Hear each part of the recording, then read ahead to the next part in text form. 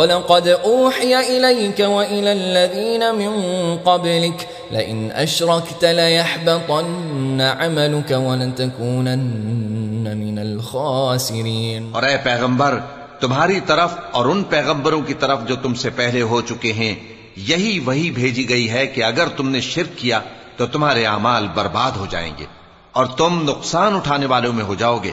بل اللہ فاعبد وکن من الشاکرین وما قدر اللہ حق قدره والارض جميعا قبضته يوم القيامة والسماوات مطويات بيمينه سبحانه وتعالى عما يشركون۔ بلکہ اللہ ہی کی عبادت کرو اور شکر گزاروں میں رہو، اور انہوں نے اللہ کی قدر شناسی جیسی کرنی چاہیے تھی نہیں کی، اور قیامت کے دن تمام زمین اس کی مٹھی میں ہوگی اور آسمان اس کے داہنے ہاتھ میں لپٹے ہوئے ہوں گے، اور وہ ان لوگوں کے شرک سے پاک ہے، بلند و برتر۔ السلام علیکم ورحمۃ اللہ وبرکاتہ۔ وعلیکم السلام ورحمۃ اللہ وبرکاتہ۔ کیا حال ہے سب کا؟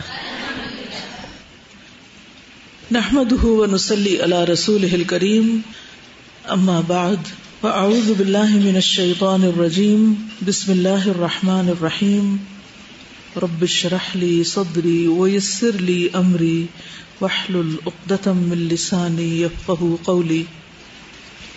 یہ بتائیے، وسیلہ کے لیسن میں سے ہے یہ، کیا نبی صلی اللہ علیہ وسلم کی اطاعت کو وسیلہ بنایا جا سکتا ہے؟ آپ کی اطاعت تو ایک کام ہے نا، کون کرتا ہے؟ ہم کرتے ہیں، نیک عمل ہے۔ مثلاً کوئی کام بتائیے جس کا آپ نے حکم دیا ہو، دن میں 12 سنتوں کا اہتمام، یہ ایک نیک عمل ہے۔ اور اگر کوئی انسان کبھی بھی نہ ان کو چھوڑے اور کسی مشکل میں ہو تو انسان یہ کہہ سکتا ہے کہ اللہ، کہ تیرا وعدہ ہے کہ جو تجھ سے محبت کرتا ہے وہ تیرے رسول کی اتباع کرے تو تو اس کے گناہ معاف کر دے گا، ہے نا، اور تو بھی اس سے محبت کرے گا۔ کہاں ہے یہ آیت؟ قل ان کنتم تحبون اللہ فاتبعونی۔ تو فائدہ کیا ہے؟ یحببکم اللہ، مجھے تیری محبت چاہیے، اور ویغفر لکم ذنوبکم، گناہوں کی معافی چاہیے، اور میں یہ جو عمل کر رہا ہوں میں اس کو وسیلہ بنا کے دعا کرتا ہوں کہ اللہ تعالیٰ تو مجھے اپنی رحمت سے اس مشکل سے نکال دے، جس بھی مشکل کے لیے دعا کرنا چاہتا ہے۔ اگر کوئی پریشانی ہو تو کثرت سے درود شریف پڑھنا چاہیے، یہ بھی ایک نیک عمل، اور درود شریف کا پڑھنا انسان کے لیے رحمتوں کے دروازے کھول دیتا ہے۔ بلکہ جو شخص اپنی ساری دعا کے بدلے بھی صرف درود شریف پڑھتا ہے تو اس کی ساری مشکلات آسان ہو جاتی ہیں۔ 70 سے زیادہ بار استغفار کرنا، اور بھی اسی طرح کے جو نیک اعمال ہیں۔ چلیے آگے نکالیے۔ ایمان بالکتب، کتب کتاب کی جمع ہے، اور مکتوب کے معنی میں ہے، یعنی لکھی ہوئی، جیسے فراش مفروش کے معنی میں، بچھایا ہوا۔ اس کا مادہ کاف تا با کاتبا، لغوی معنی کیا ہوتا ہے؟ جمع کرنا، جمع کرنا اور ملانا، ان دو کے بیچ میں گھومتا ہے۔ تو کاتب کو کاتب اس لیے کہتے ہیں کہ وہ حروف کو جمع کرتا ہے۔ جب آپ کتابت سیکھتے ہیں، لکھنا سیکھتے ہیں، کیلیگرافی کرتے ہیں، تو کیا کرتے ہیں؟ سب سے پہلے کیا سیکھتے ہیں؟ حروف سیکھتے ہیں، ایک ایک حرف، پھر ان حروف کو ملانا سیکھتے ہیں، اور اس طرح وہ الفاظ بن جاتے ہیں، پھر الفاظ سے جملے بن جاتے ہیں۔ تو جمع کرنا اور ملانا، تو گویا کوئی بھی تحریر حروف کا مجموعہ ہے، ایک مخصوص طریقے سے ان کو ملایا گیا ہے باہم۔ لیکن یہاں مراد کتب سے وہ کتابیں ہیں جن کو اللہ نے اپنے رسولوں پر نازل فرمایا، آسمان سے اتارا ہے۔ کیوں اتارا؟ اپنی مخلوق کی ہدایت کے لیے، ان پر رحمت کرتے ہوئے، تاکہ وہ اس کی ہدایت کے مطابق دنیا اور آخرت میں کامیاب ہو سکیں، اور اس لیے تاکہ لوگوں پر حجت تمام ہو جائے کہ اللہ نے بندوں کی ہدایت کا حق ادا کر دیا ہے۔ مشہور کتابیں کون سی ہیں؟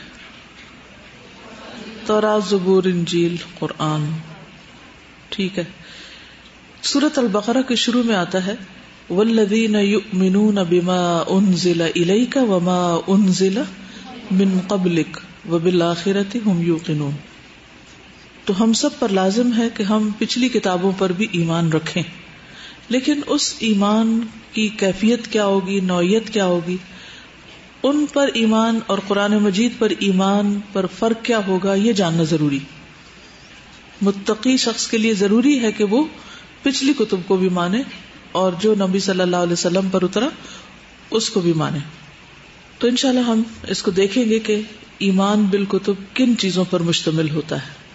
وہ کتابیں جو اللہ نے وحی کے ذریعے اپنے رسولوں پر بذریعہ جبریل علیہ السلام نازل فرمائیں انہیں کتب سماویہ کہتے ہیں، یعنی آسمان سے آئیں.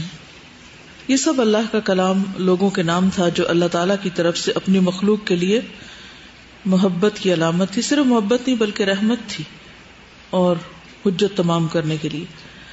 کتب سماوی پر ایمان کی حقیقت، ان کتب پر ایمان کی حقیقت یہ ہے کہ اللہ عز و جل نے اپنے کلام خاص کو وحی کے ذریعے جن جن انبیاء کرام پر اتارا ہے میں ان کی تصدیق کرتا ہوں، یعنی میں ان کو برحق جانتا ہوں. ان پر ایمان لانے کا مطلب یہ ہے کہ اللہ نے اتارا ہے ان کو، اور غیر متزلزل ایمان رکھتا ہوں. قرآن مجید کا مطالبہ ہے کہ ان کتب پر ایمان لانا ہر مومن پر شرعی اعتبار سے واجب ہے، اور جو نہیں مانتا وہ عذر قرآن اہل ایمان کی سب سے خارج ہے. یعنی یہ ہمارے عقیدے کا حصہ ہے. یہ بھی اس ایمان کا حصہ ہے کہ ان کتب نے ایک دوسرے کے بعض احکام اور مسائل کی تنسیخ کی ہے اور احکام تبدیل بھی کیے. تورات کے بعض احکام انجیل نے منسوخ کیے. اسی طرح قرآن مجید کے نزول سے تورات اور انجیل کے بہت سے احکام منسوخ ہو گئے. ناسخ و منسوخ کے بارے میں آپ قرآن مجید میں تفصیل سے پڑھتے ہیں.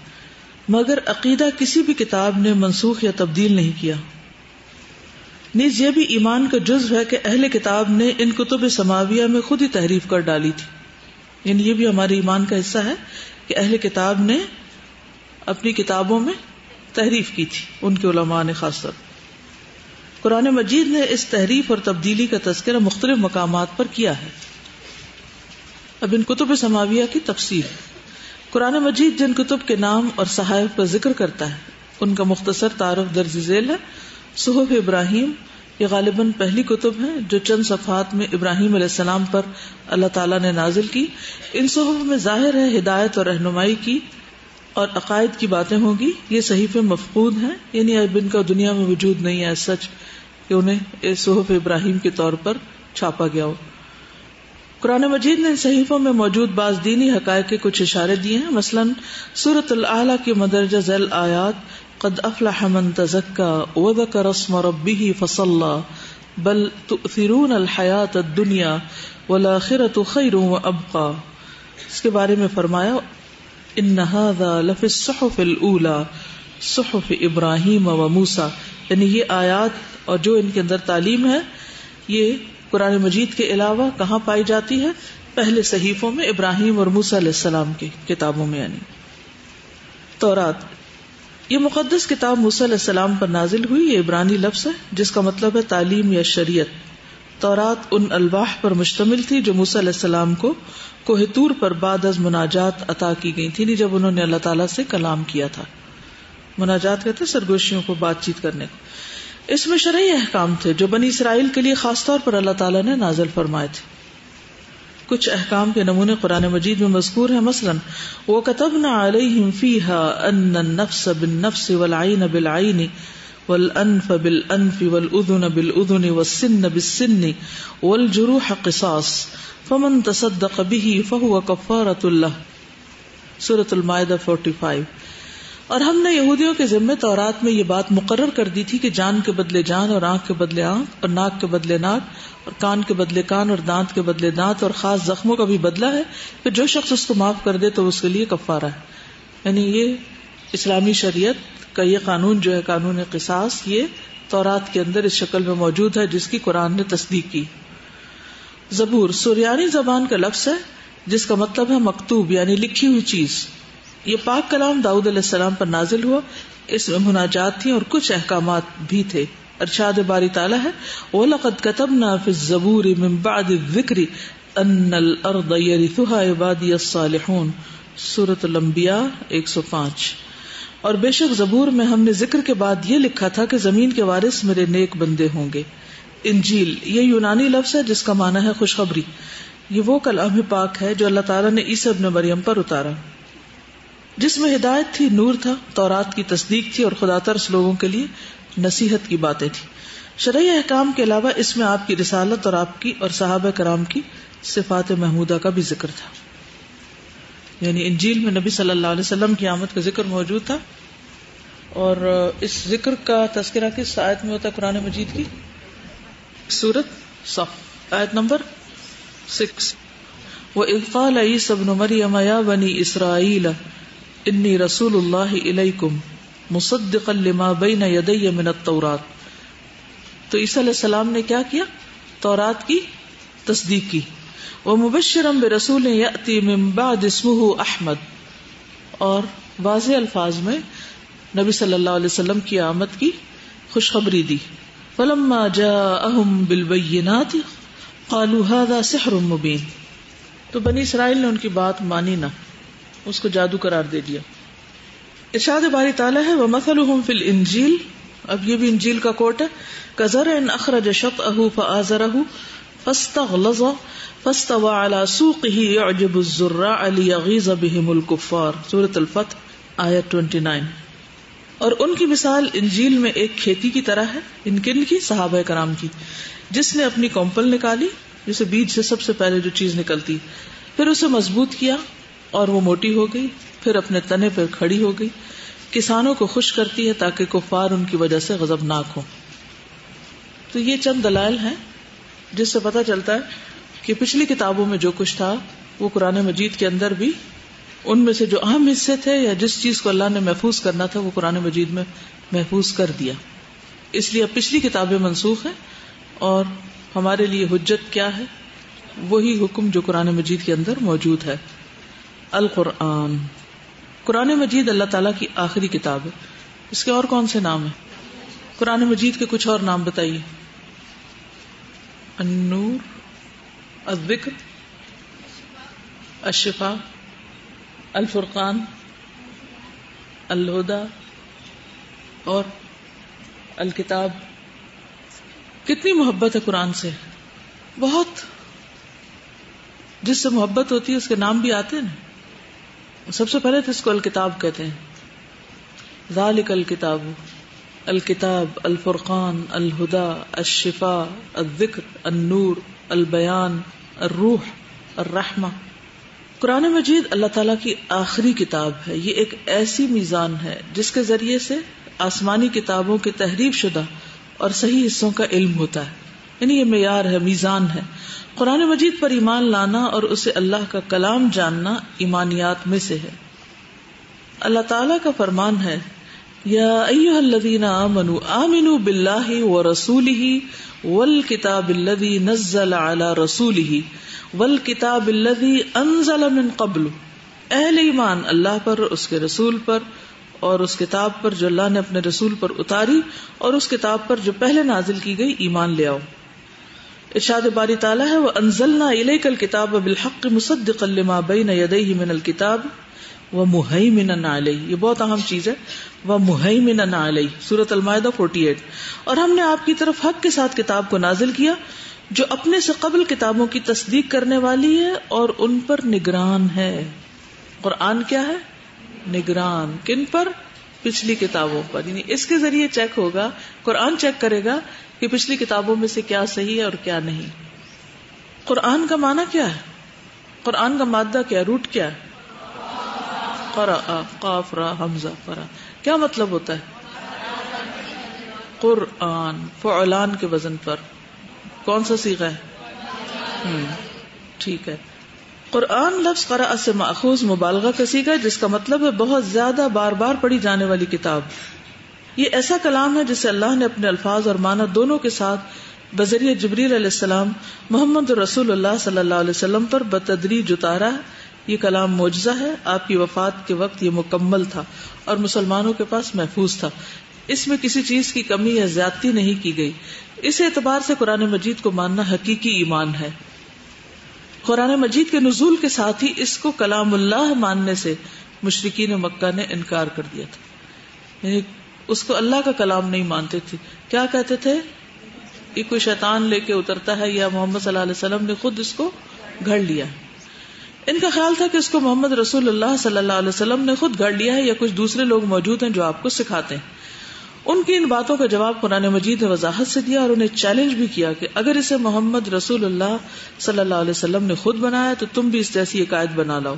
مگر وہ افصح العرب ہونے کے باوجود اس سے عاجز تھے اور یہی ثبوت تھا قرآن کے کلام اللہ ہونے کا. چیلنج کیا نا قرآن نے خود. کہاں؟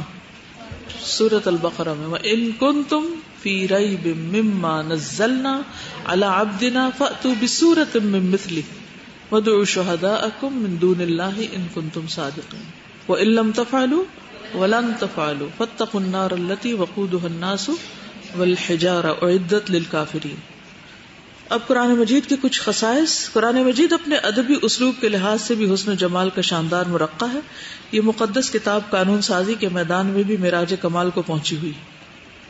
اللہ سے متعلق اور امور غیبیہ کے سلسلے میں ایسی باتیں بیان کرتی ہے جن کو انسان نہ جانتا ہو اور نہ ہی اپنے عقل کے ذریعے دریافت کر سکتا ہو. انسانی شخصیت پر تحقیق کرنے والا ایک سائنسدان قرآن مجید کی آیت بلا قادرین علی ان نسوی بنانا سورۃ القیامہ ہم تو ان کی انگلیوں کے پور پور تک ٹھیک بنا دینے پر قادر ہیں. یہ سن کر مسلمان ہو گیا کیونکہ یہ اب انکشاف ہو چکا ہے کہ انگلیوں کے پوروں پر موجود مخصوص نشانات یعنی فنگر پرنٹس اللہ تعالیٰ کا ایسا معجزہ ہے کہ روئے زمین پر کوئی دو شخص ایسے نہ ملیں گے جن کے یہ نشانات ایک جیسے ہوں یا باہم ملتے جلتے ہوں. 1500 سال قبل اس کی خبر کس نے دی؟ اللہ کے رسول صلی اللہ علیہ وسلم تو کسی مدرسے کالج یا کسی یونیورسٹی سے سند یافتہ نہ تھے، نہ ہی مکہ کا ماحول کسی بھی اعتبار سے علمی تھا. ماننا پڑتا ہے کہ قرآن مجید اللہ کا کلام ہے نہ کہ رسول اللہ صلی اللہ علیہ وسلم کا ذاتی. قرآن مجید میں جا بجا اللہ تعالیٰ نے اس کتاب ہدایت کے لیے کلام اللہ کا لفظ استعمال کیا. یریدون ان یبدلوا کلام اللہ سورۃ الفتح آیہ 15. چاہتے ہیں کہ اللہ کے کلام کو بدل ڈالیں. نبی اکرم صلی اللہ علیہ وسلم کی ایک حدیث ہے کہ پیغمبروں میں سے ہر پیغمبر کو اللہ تعالیٰ نے معجزات دیے جن کو دیکھ کر لوگ ایمان لائے اور مجھ کو جو معجزہ عطا ہوا وہ قرآن ہے. بخاری باب الاعتصام. تاریخ میں چند مثالیں ملتی ہیں جب کہ اس چیلنج کو قبول کر کے جواب دینے کی کوشش کی گئی. یعنی کچھ ایسے لوگ جنہوں نے یہ چیلنج قبول کیا اور کہا کہ ہاں ہم اس کے مقابلے میں کچھ لاتے ہیں، تو پھر ان کا حال کیا وہ کس انجام کو پہنچے یا نتیجہ کیا نکلا. سب سے پہلا واقعہ لبید بن ربیہ کا ہے جو عربوں میں اپنی قوت کلام اور تیزی طبع کے لیے مشہور تھا. یہ جو 7 معلقات ہیں نا ان میں سے اس کا بھی ایک معلقہ تھا. معلقہ وہ پوئٹری ہوتی تھی جسے سونے کے پانی سے لکھ کر کعبہ پر لٹکا دیا جاتا تھا اور سال بھر جو زائرین آتے تھے وہ اس کو پڑھتے رہتے، یاد کر لیتے اور واپس جا کر اپنے اپنے علاقوں میں اس کو رواج دیتے. اور اس طرح کعبہ سے جو چیز وہ سیکھ کر جاتے وہ پورے عرب میں پھیل جاتی تھی. یعنی کعبہ ایک طرح سے کمیونیکیشن کا بھی بہت زبردست ذریعہ تھا. اس نے جواب میں ایک نظم لکھی جو کعبہ کے دروازے پر آویزاں کی گئی اور یہ ایک ایسا اعزاز تھا جو صرف کسی اعلیٰ ترین شخص کو ہی ملتا تھا. یہ اصل میں ان کا ایک طریقہ تھا، یعنی شعراء کا. ان کو جو مشہور ان کو کہتے ہیں فحول الشعراء، یعنی کہ فحول جو ہے یہ فحل کی جمع. فحل کہتے ہیں موٹے تازے پلے بیل کو، یعنی اسٹرانگ. تو شعراء میں سے جو بہت ہی اسٹرانگ قسم کے تھے ان کے لیے لفظ استعمال ہوا. تو یہ 7 یا زیادہ زیادہ ان کو کھینچ تان کے 10 تک لے کے جایا جاتے. یعنی پوری عرب پوئٹری میں بس یہی تھے جن کا کلام لٹکایا گیا تھا. ہر ایک اس پائے کو نہیں پہنچتا تھا. تو اس کا بھی جو معلقہ تھا، معلقہ اس کو کہتے بھی اس لیے کہ وہ لٹکایا جانے والا کلام. اس واقعے کے بعد جلد ہی کسی مسلمان نے قرآن کی ایک سورت لکھ کر اس کے قریب آویزاں کر دی. لبید جو اس وقت تک ایمان نہیں لائے تھے جب اگلے روز کعبہ کے دروازے پر آئے سورت کو پڑھا تو ابتدائی فقروں کے بعد ہی وہ غیر معمولی طور پر متاثر ہوئے اور اعلان کیا کہ بلا شبہ یہ کسی انسان کا کلام نہیں اور میں اس پر ایمان لاتا ہوں. حتیٰ کہ عرب کا یہ مشہور شاعر قرآن کے ادب سے اس قدر متاثر ہوا کہ اس نے شاعری چھوڑ دی. بعد میں ایک مرتبہ حضرت عمر نے اس سے اشعار کی فرمائش کی تو اس نے جواب دیا جب خدا نے مجھے سورۃ البقرہ اور آل عمران جیسا کلام دیا تب شعر کہنا میرے لیے زیبا نہیں.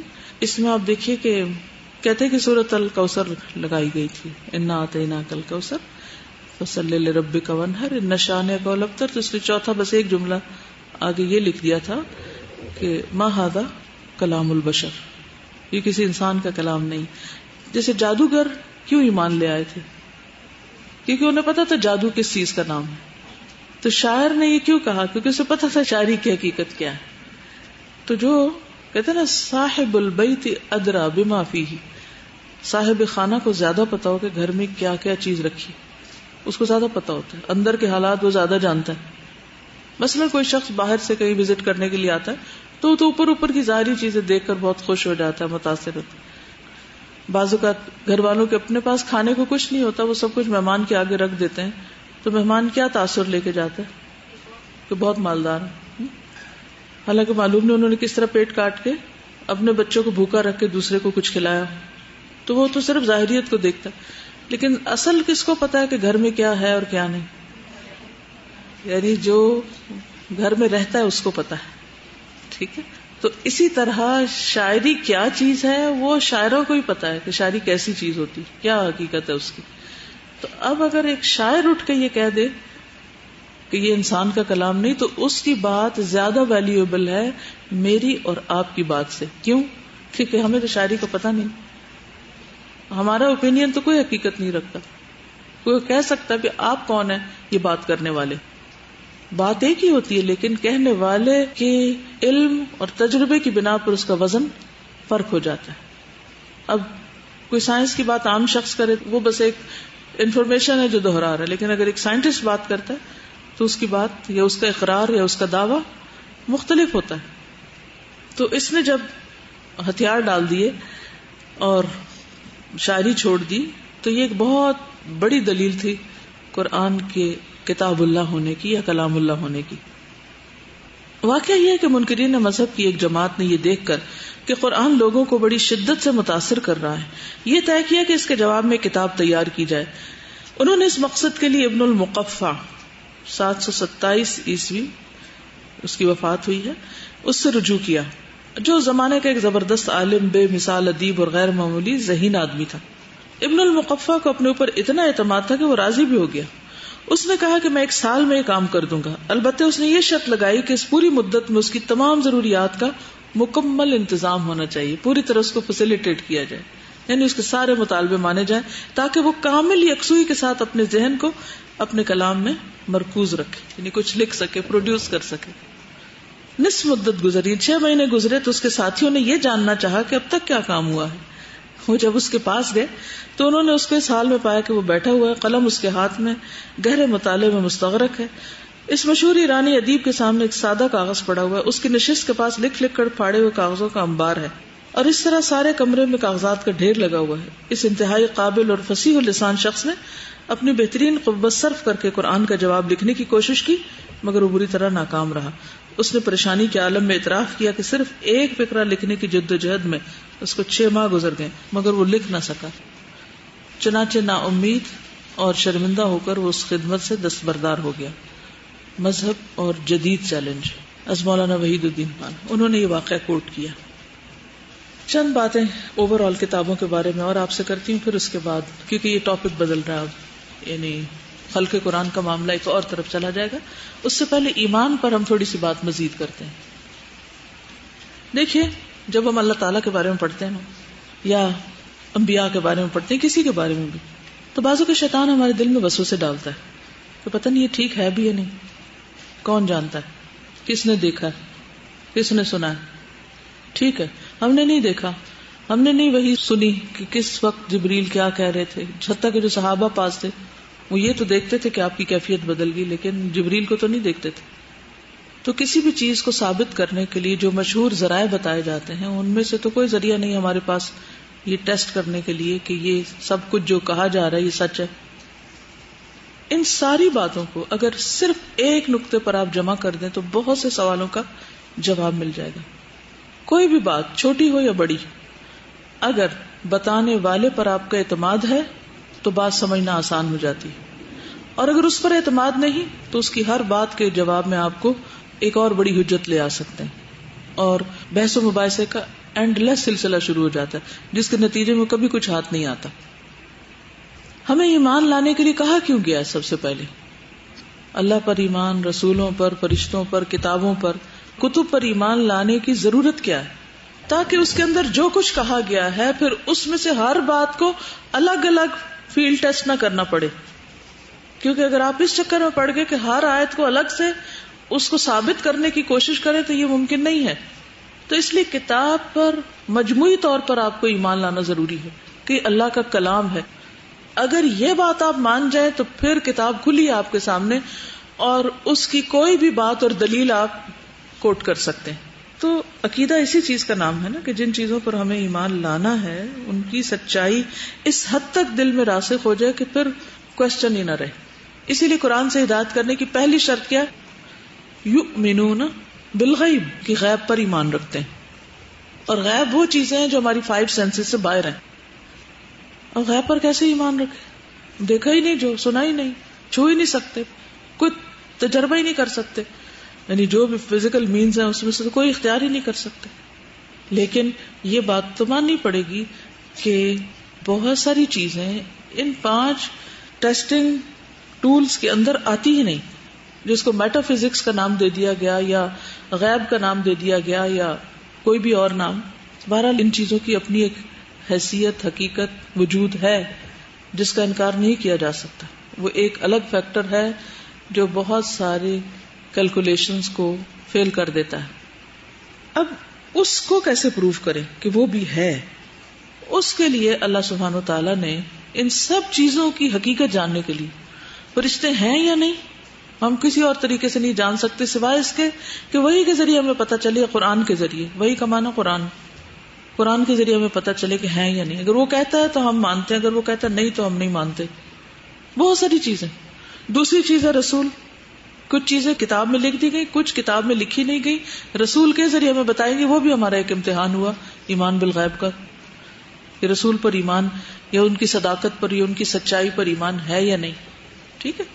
تو یہ ایک واحد ذریعہ ہے، واحد، کہ جس کو اگر ہم یاد رکھیں تو ہر وسوسے کا جواب ہم خود دے سکتے ہیں. اور وہ کیا ہے کہ 1400 سال سے اس کتاب کا کوئی جواب نہیں لا سکا.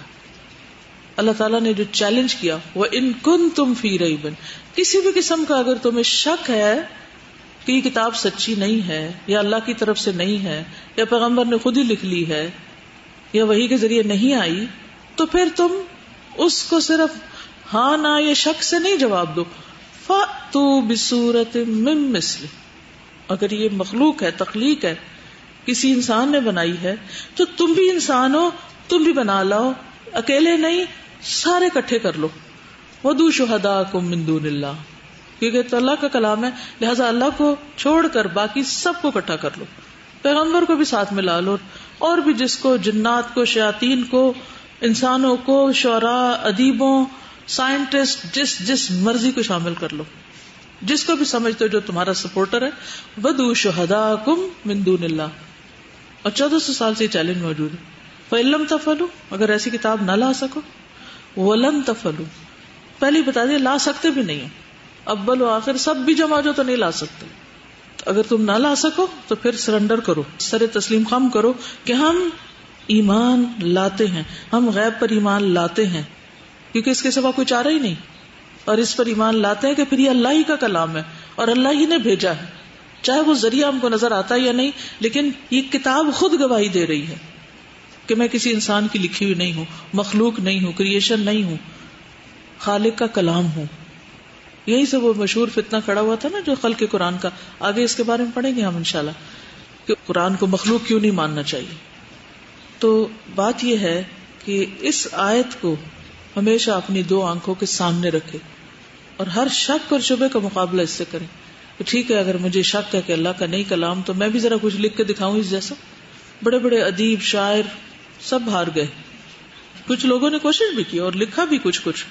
مثلا ابن المقفع کی ایک اور روایت میں آتا ہے کہ اس نے لکھا الفیل مل فیل وما ادراک مل فیل لہو خرطوم طویل و ذنب قصیر، کچھ ایسے لکھا کہ اس کی سونڈ لمبی ہے اور اس کی دم چھوٹی ہے وغیرہ. عام طور پہ جانور کے پیچھے لمبا ہوتا ہے نا اور آگے چھوٹا ہوتا ہے ناک، تو اس کا ناک لمبا ہے اور دم چھوٹی ہے، یعنی بڑی عجیب چیز ہے یہ. اب اس نے کس چیز کی پیروڈی بنائی تھی یا کس چیز کو نقل کیا تھا؟ القاریہ مل قاریہ وما ادراک مل قاریہ. تو اسی طرح کی کچھ کوششیں کی بھی گئیں اور بھی پھر مینڈک کے اوپر کچھ لکھا گیا اور وغیرہ وغیرہ، لیکن کوئی چیز ادبی لحاظ سے، معنی کے لحاظ سے، گہرائی کے اعتبار سے قرآن کے کسی طور پر بھی مقابلے میں نہیں تھی.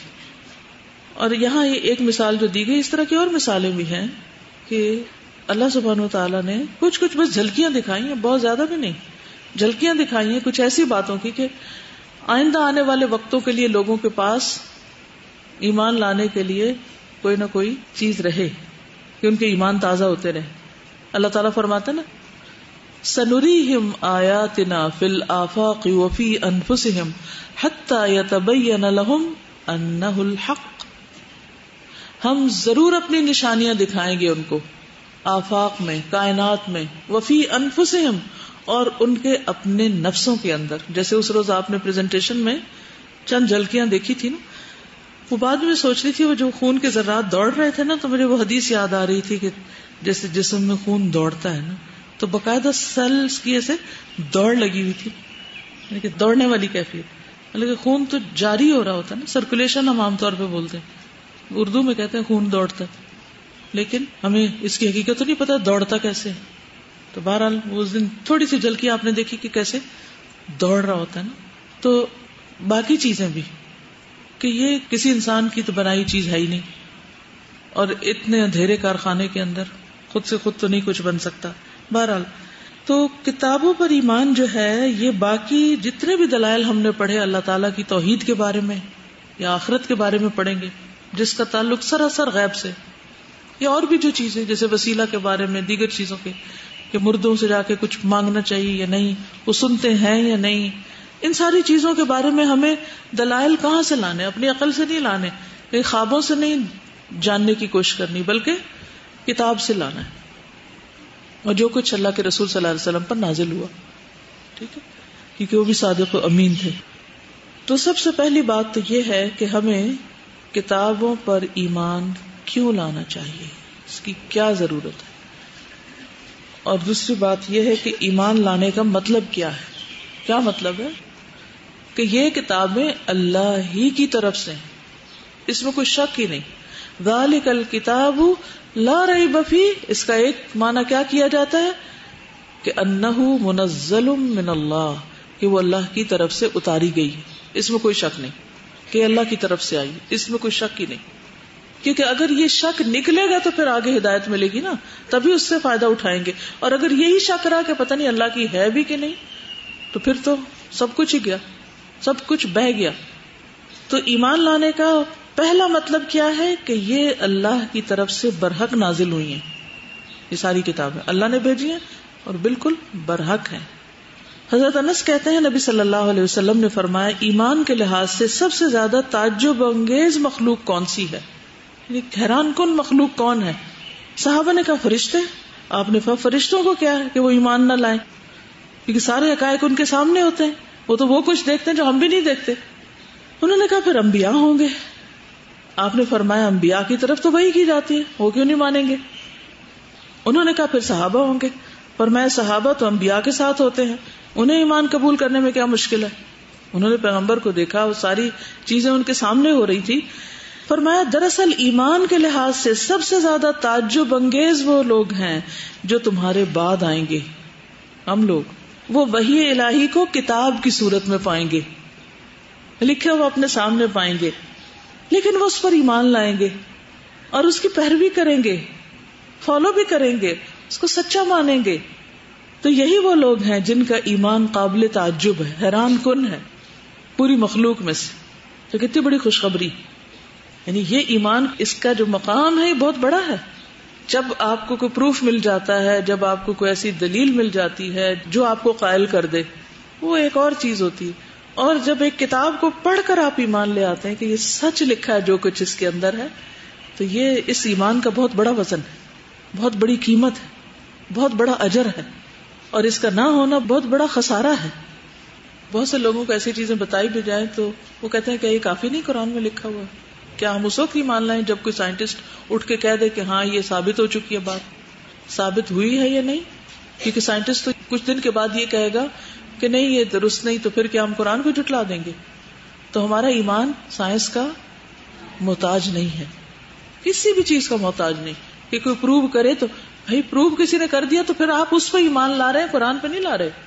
دوسری چیز کتابوں پر ایمان لانے کا مطلب کیا ہے کہ جن کتابوں کا نام ہم جانتے ہیں ان کے نام کے ساتھ ایمان لانا، جیسے قرآن، تورات، انجیل، زبور.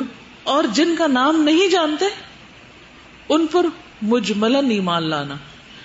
یؤمنون بما انزل الیک وما انزل من قبلک.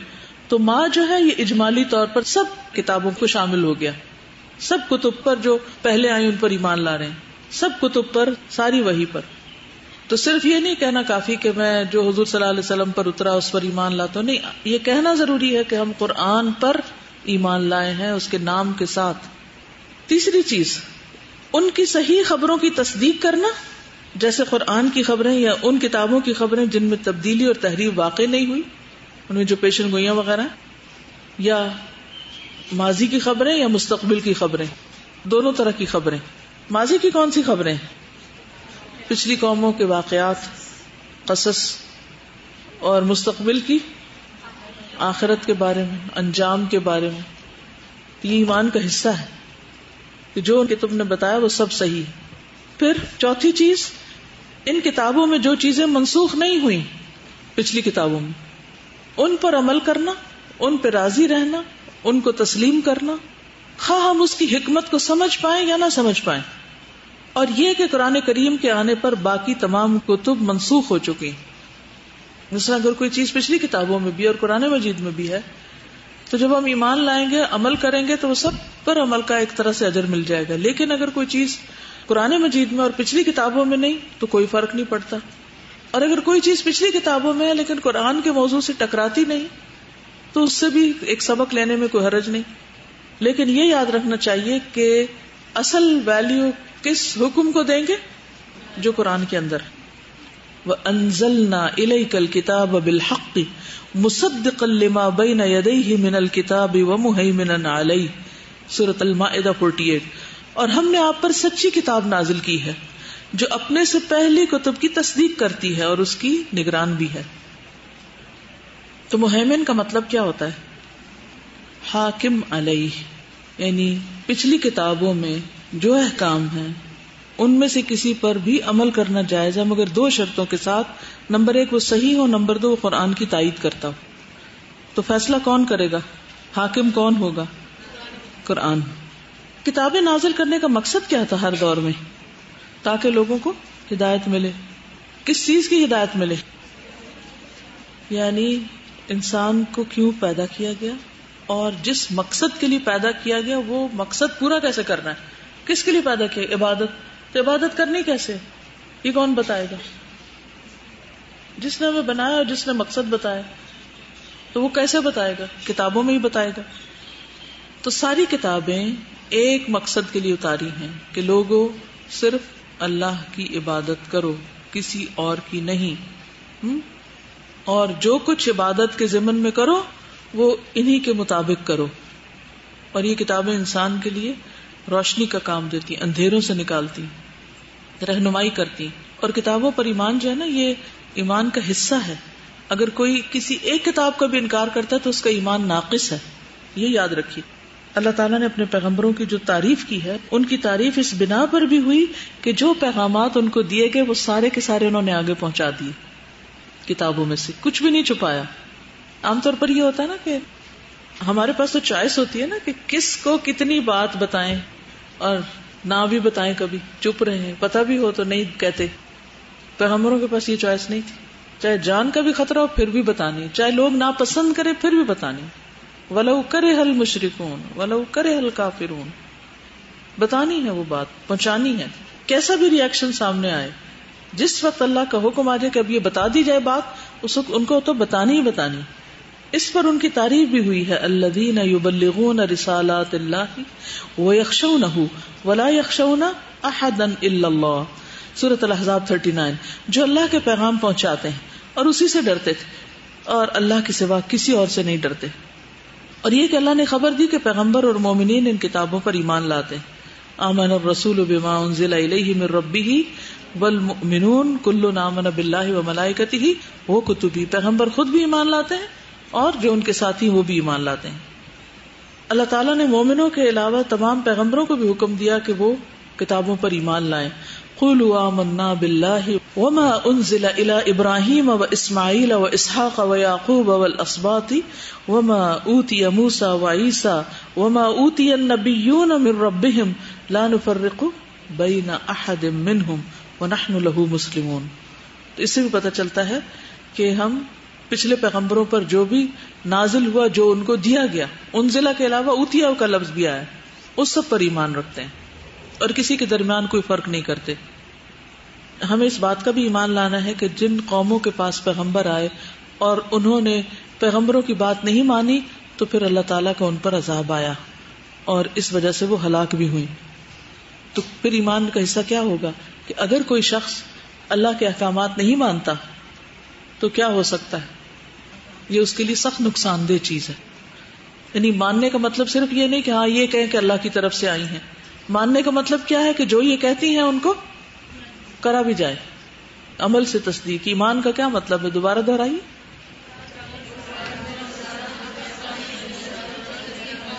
تو عمل بالارکان، یہ صرف اللہ پر ایمان لانے کے لیے، کتابوں پر بھی ایمان لانے کے لیے. کتابوں پر بھی اسی طرح ایمان لایا جائے گا. ٹھیک ہے؟ کیا کیا کہ دل میں اس کا یقین ہوگا، زبان سے اس کا اقرار ہوگا، عمل سے اس کا اظہار ہوگا. ٹھیک ہے. ایک اور چیز یہ کہ یہ سب کتب کا ایک ہی سورس ہے، ان پر بھی ہمارا ایمان ہونا چاہیے، اگرچہ معلوم ہے ہمیں لیکن پھر بھی. الف لام میم اللہ لا الہ الا هو الحی القیوم نزل علیک الکتاب بالحق مصدقا لما بین یدیہ وانزل التوراۃ والانجیل من قبل ہدی للناس وانزل الفرقان. ٹھیک. تو ان الذین کفروا بآیات اللہ لہم عذاب شدید واللہ عزیز ذو انتقام. یہ نہیں کہ انکار کر کے تو انسان چھٹ جائے گا، جو انکار کرے گا اس کی پکڑ ہوگی. جو شخص انکار کرتا ہے اس کا انجام کیا ہوتا ہے؟ نمبر 1 ہلاکت، اور نمبر 2 دنیا میں وہ سیدھے راستے سے بہت دور نکل جاتا ہے. فقد دل ضلالا بعیدا، سورۃ النساء میں آتا ہے 136. ومن یکفر باللہ وملائکتہ وکتبہ ورسلہ والیوم الآخر فقد دل ضلالا بعیدا. پیچھے تو ہم نے پڑھا نا کہ ایمان لانا ضروری ہے، اور یہاں کیا ہے؟ اگر نہیں لائے تو انجام کیا ہوگا؟ سیدھے راستے سے بھٹک جائیں گے. اہدنا الصراط المستقیم کس سے ملتا ہے؟ ذالک الکتاب لا ریب فیہ ھدی للمتقین کے ذریعے. اور اگر کوئی انکار کرتا ہے تو وہ صراط مستقیم پر چل ہی نہیں سکتا. واضح؟ تو ان تمام کتابوں کے اندر مشترک باتیں کچھ ہیں. نمبر 1 کیا کہ سب کا سورس ایک ہے. ٹھیک. نمبر 2 مقصد ایک ہے، یعنی یہ کتابوں پر ایمان لانے کا حصہ ہے یہ چیز. نمبر 1 کیا ہے؟ سب کا سورس ایک ہے. نمبر 2 مقصد ایک ہے. کیا مقصد ہے؟ ان اعبدوا اللہ واجتنبوا الطاغوت وَلَقَدْ بَعَثْنَا فِي كُلِّ أُمَّةٍ رَسُولًا. تو رسول کتب لے کے آتے ہیں نا، اللہ کے رسالات، پیغام، میسجز لے کر آتے ہیں. ان سب نے آ کے جو میسج دیا وہ کیا تھا؟ ان اعبدوا اللہ واجتنبوا الطاغوت، کہ اللہ کی عبادت کرو اور طاغوت سے بچو. تیسری چیز یہ کہ تمام پیغمبروں کا ایک ہی عقیدہ تھا. یہ ایمان کی جتنی بھی باتیں ہیں نا یہ سب میں مشترک تھی، حتیٰ کہ نبی صلی اللہ علیہ وسلم تک کی رسالت پر ایمان کی بھی بات پچھلے پیغمبروں نے کی ہے. یعنی ایسا نہیں کہ انہوں نے صرف اپنے اوپر ایمان لانے کی بات کی، اپنے سے پچھلوں کی، بلکہ آئندہ آنے والے پیغمبروں کی بھی بات ہوتی رہی، اور خاص طور پر محمد صلی اللہ علیہ وسلم کی. پھر عمومی قواعد جو ہیں وہ ساری کتابوں میں مشترک ہیں، یعنی کچھ یونیورسل ریالٹیز ہیں یا ٹروتھس ہیں جو سب کتابوں کے اندر مشترک ہیں، وہ سب کو دیے گئے، جن میں ام لم ینبأ بما صحف موسیٰ و ابراہیم الذی وفا اللہ تزر وازرۃ وزر اخری. یہ بات ہر کتاب کے اندر ہے. وَأَن لَّيْسَ لِلْإِنسَانِ إِلَّا مَا سَعَىٰ وَأَنَّ سَعْيَهُ سَوْفَ يُرَىٰ ثُمَّ يُجْزَاهُ الْجَزَاءَ الْأَوْفَىٰ. یہ آیت یاد ہونی چاہیے سب کو، کیونکہ یہ عقیدے کی بنیادی آیت ہے. کیا اسے ان باتوں کی خبر نہیں پہنچی جو موسیٰ علیہ السلام کے صحیفوں میں ہیں اور ابراہیم علیہ السلام کے صحیفوں میں بھی ہیں؟ کیا باتیں ہیں وہ جو پچھلے صحیفوں میں ہیں؟ اللہ تزر وازرۃ وزر اخری. کیا مطلب؟ کوئی بوجھ اٹھانے والا کسی کا بوجھ نہیں اٹھائے گا. وَأَن لَّيْسَ لِلْإِنسَانِ إِلَّا مَا سَعَى، انسان کے لیے وہی کچھ ہے جس کی اس نے خود کوشش کی. وَأَنَّ سَعْيَهُ سَوْفَ يُرَى، اور اس کی کوشش دیکھی بھی جائے گی یقینی طور پر. اَنَّ پھر کیا ہوگا؟ بس دیکھ کے رکھ دی جائے گی، ویل ڈن، نو. ثُمَّ يُجْزَاهُ الْجَزَاءَ الْأَوْفَى، پورا پورا بدلہ دیا جائے گا، پوری پوری جزا بھی دی جائے گی. ان آیات کو سامنے رکھ کر وسیلے کا کانسیپٹ مجھے سمجھائیے کہ بہت سے لوگ جو وسیلے کا معنی یہ لیتے ہیں کہ ہم دوسروں کے عمل کو قرب کا ذریعہ بناتے ہیں اللہ کے، تو کیا یہ درست ہوگا؟ بعضوں کو تو کہتے ہیں نا نہیں، وہ چونکہ ہم تو گناہ گار ہیں اور وہ نیک لوگ ہیں اس لیے ہم ان کے پاس جاتے ہیں، جب وہ مر بھی جاتے ہیں بیچاروں کو وہاں بھی نہیں آرام سے سونے دیتے، بولے رکھتے ہیں، جگائے رکھتے ہیں، سنو سنو سنو سنو. ذرا سوچئے تھوڑی دیر کے لیے کہ اگر آپ کے سر پہ کچھ 24 گھنٹے سوار رہے اور یہ کہے کہ سنو میری بات اور کرو میری دعا اللہ سے، کیا حال ہو آپ کا؟ تو مرنے کے بعد بھی ان کو نہیں چین لینے دے رہے، انہوں نے تو غلطی کر لی اتنا نیک بن کے. لیکن ان کے نیک عمل کیا ہمارے لیے ہیں؟ انہوں نے ہمارے لیے نمازیں پڑھ لی، انہوں نے باقی اچھے کام ہمارے لیے کیے کہ ہم ان کے عمل کو وسیلہ بنا کے ان کی سیڑھی پہ قدم رکھ کے اوپر چڑھے اور خود کچھ نہ کریں. یہ معنی ہے وسیلے کا. کیا لیتے ہیں معنی؟ عام طور پہ ہمارے معاشرے میں وسیلے کا کیا مطلب لیا جاتا ہے؟ وہ جو میں نے بات کی تھی نا کہ وہ کہتے ہیں جی سیڑھی ہو تو اوپر چڑھ سکتے ہیں. تو سیڑھی کون سی ہو؟ اپنے اعمال کی. خود کچھ کرو، دوسروں سے زیادہ سے زیادہ دعا کرا سکتے ہو. کس سے؟ جو زندہ ہے. مردہ کی تو اپنے لیے نہیں قبول ہوتی، کسی اور کے لیے کیا ہوگی؟ نبی صلی اللہ علیہ وسلم نے حضرت فاطمہ کو، حضرت صفیہ بنت عبد المطلب اپنی پھپھی کو کیا کہا تھا؟ اپنے لیے کچھ کر لو، میرا نبی ہونا، سلو من مالی ما شئتم، میرے مال میں سے جو لینا چاہتے لے لو، مانگ لو مجھ سے، لیکن اللہ کے ہاں میں تمہیں کام نہیں آؤں گا. فإنی لا اغنی عنکم من اللہ شیئا، لنا اعمالنا ولکم اعمالکم. اچھا، تو سارے صحیفوں میں جو ایک بات کی گئی ہے جو کامن ہے سب میں، وہ کیا ہے؟ اللہ تزر وازرۃ وزر اخرى وان لیس للانسان الا ما سعى وان سعیہ سوف یری ثم یجزاہ الجزاء الاوفى. سورۃ النجم 36 سے 41. پھر تزکیہ نفس، یہ بھی تمام آسمانی کتب کے ذریعے سب کے لیے لازم کیا گیا. یہ کامن میسج ہے ساری آسمانی کتب کا. سورۃ الاعلی، قد افلح من تزکا وذکر اسم ربہ فصلی بل تؤثرون الحیاۃ الدنیا والآخرۃ خیر وابقی ان ھذا لفی الصحف الاولی صحف ابراہیم و موسیٰ. الصحف الاولی جنرل بات کر دی گئی اور اسپیسیفکلی ابراہیم اور موسیٰ علیہ السلام کے صحیفوں میں یہ بات ہے. کیا؟ نفس کو پاک کرنے کی ترغیب دینا. یہ کامن میسجز ہیں. توحید کا میسج کامن ہے، خود کوشش کرنے کا، تزکیہ نفس کا. پھر ایک اور چیز، وَلَقَدْ كَتَبْنَا فِي الزَّبُورِ مِن بَعْدِ الذِّكْرِ أَنَّ الْأَرْضَ يَرِثُهَا عِبَادِيَ الصَّالِحُونَ. اور زبور میں ہم نے نصیحت کے بعد یہ لکھ دیا کہ زمین کے وارث میرے نیک بندے ہوں گے. تو پچھلی کتاب میں بھی یہ بات ہے اور ہماری کتاب میں بھی دوہرا دی گئی. ہماری کتاب میں کس طرح دہرائی گئی؟ قرآن مجید میں وَالْعَاقِبَةُ لِلتَّقْوَىٰ، کہ انجام پرہیزگار لوگوں کا ہی اچھا ہوتا ہے. یعنی جن کے اندر اللہ کا تقویٰ ہوتا ہے ان کا انجام اچھا ہی اچھا ہے.